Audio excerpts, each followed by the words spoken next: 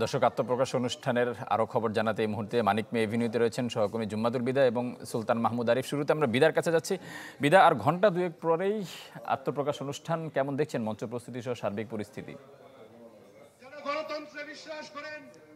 শেষ সময় প্রস্তুতি সম্পন্ন হয়েছেন, ঠিক একটা নাগাদ তাদের এই আনুষ্ঠানিকতা শুরু হবে এবং আজকের এই দিনে তারা তাদের নতুন যেই দলের নাম ঘোষণা পরবর্তী যে কার্যক্রমগুলো রয়েছে অর্থাৎ সাংগঠনিক নামগুলো ঘোষণা করবেন আনুষ্ঠানিকভাবে এবং তৃণমূল থেকে তাদের নেতৃত্বে কিভাবে থাকছেন, কি কি চাচ্ছেন সেই বিষয়গুলোও থাকবে।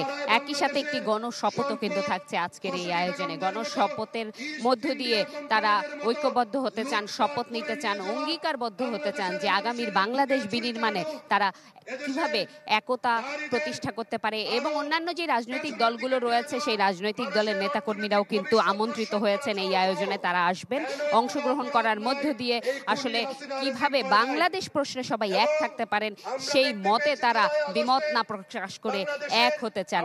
একটি বিষয় জানিয়ে রাখি, আজকের এই আয়োজনের জন্য কিন্তু প্রধান উপদেষ্টা থেকে শুরু করে বিভিন্ন রাজনৈতিক দলকে গতকালই আমন্ত্রণ জানিয়েছে নতুন এই রাজনৈতিক দল এবং তাদের এই আত্মপ্রকাশের এই অনুষ্ঠানটিতে যাতে সকলে উপস্থিত হতে পারে সেই ব্যবস্থাটি আসলে তারা নিশ্চিত করার চেষ্টা করেছে এবং আমরা একেবারে মঞ্চের কাছেই রয়েছি।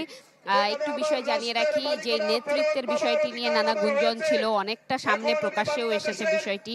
নেতৃত্বে অর্থাৎ আহ্বায়ক পদে থাকছেন নাহিদ ইসলাম, সদস্য সচিব পদে আক্তার হোসেন এবং তার পরবর্তী মুখ্য সংগঠক উত্তর এবং দক্ষিণ অর্থাৎ 32 করে জেলা আলাদা করে দিয়ে সেটি হচ্ছে সার্জিস আলম এবং হাসনাত আবদুল্লাহ। তার পরে যে পদটি রয়েছে সমন্বয়কারীর অর্থাৎ মুখ্য সমন্বয়ক সেটি হচ্ছে নাসির উদ্দিন পাটোয়ারি এবং জ্যেষ্ঠ মুখ্য সমন্বয়ক হিসেবে যিনি আছেন তিনি হচ্ছেন হান্নান মাসুদ এবং অন্যান্য পদগুলো যেমন সামান্তা শারমিন যুগ্ম আহ্বায়ক পদে রয়েছে, তাসনিম যারা রয়েছে সদস্য যুগ্ম সদস্য সচিব পদে। অর্থাৎ তারা এমনভাবে সাজিয়েছেন তাদের রাজনৈতিক এই পদগুলো যাতে প্রতিটি মানুষের আসলে অংশগ্রহণ নিশ্চিত করা যায় এবং যতটুকু শুনতে পাচ্ছি যে আহতদের পক্ষ থেকেও কিন্তু নেতৃত্বের পর্যায়ে দেখা যেতে পারে।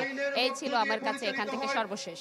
বিদা, আপনাকে অসংখ্য ধন্যবাদ। দর্শক, আমরা এই মুহূর্তে চলে যাচ্ছি আরেক সহকর্মী সুলতান মাহমুদ আরিফের কাছে।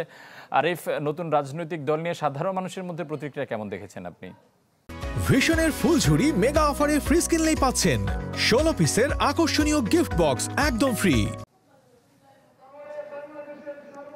ফারুক, 5 আগস্টের পর অর্থাৎ যাদের হাত ধরে এত বড় বিপ্লব ঘটল সেই বৈষম্য বিরোধী আন্দোলনের ছাত্রদের নেতৃত্বে যে রাজনৈতিক দলটি গঠন করা হচ্ছে সেটি নিয়ে আসলে শুধু ঢাকা শহর নয় সারা বাংলাদেশ এবং আন্তর্জাতিক মহলও সেই দিকেই এখন দৃষ্টিপাত রাখছে। আমরা দেখছি যে আজকে সারা দিনই কিন্তু এখানে আসলে মানুষজনের উপস্থিতি কিন্তু রয়েছে এবং নেতাকর্মী যারা অর্থাৎ আজকে যে জাতীয় নাগরিক পার্টির যারা নেতাকর্মী রয়েছেন তাদের বাইরেও এখানে সাধারণ মানুষের যে উপস্থিতি সেটি ধীরে ধীরে আসলে বাড়ছে এবং উৎসুক জনতার যে উপস্থিতি সেটি কিন্তু বাড়ছে।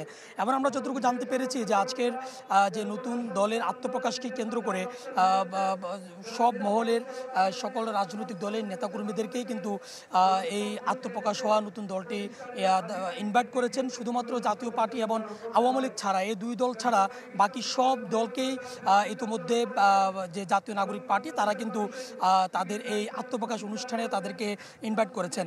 এবং সব মিলিয়ে বলা চলে যে যেহেতু প্রায় এখন থেকে 2 ঘন্টা পরেই আনুষ্ঠানিকভাবে জাতীয় নাগরিক পার্টি তারা তাদের উদ্বোধনী কার্যক্রম শুরু করবে এবং আনুষ্ঠানিকভাবে তাদের যারা আহ্বায়ক হবে সদস্য সচিব হবে, যদিও এগুলো আগ থেকে তারা এটি প্রচার করেছেন তবে আনুষ্ঠানিকভাবে সেটি ঘোষণা আসবে।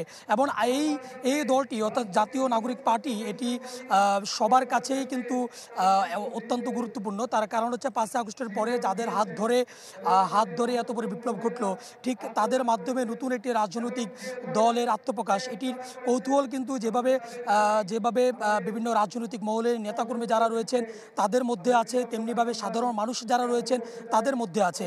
তার কারণ হচ্ছে 5 আগস্টে যে বিপ্লব সংগঠিত হয়েছে সেই বিপ্লবে সকল শ্রেণী পেশার মানুষ এবং সাধারণ মানুষের কিন্তু উপস্থিতি ছিল, যার প্রেক্ষিতে বলা যায় যে এই দলটিকে ঘিরে সকল সকল শ্রেণী পেশার মানুষের যে কৌতূহল সেটি কিন্তু রয়েছে। শুধু যে সকল শ্রেণী পেশার মানুষের কৌতূহল রয়েছে বিষয়টি এমন নয়, আন্তর্জাতিক মহলেও কিন্তু এদিকে দৃষ্টিপাত রয়েছে। এখন থেকে ঠিক 2 ঘন্টা পরে যেহেতু তাদের মূল আনুষ্ঠানিকতা শুরু হবে, আমরা আসলে যখন আনুষ্ঠানিকতা শুরু হবে তখন আবার এখান থেকে নতুন করে তথ্য দেওয়া যাবে। মানুষজন আসা শুরু করেছে ইতিমধ্যে। ফারুক। আপনাকে ধন্যবাদ। দর্শক, নতুন রাজনৈতিক দলের আত্মপ্রকাশ অনুষ্ঠানের বিষয়ে খবরাখবর জানাচ্ছিলেন আমাদের সহকর্মীরা।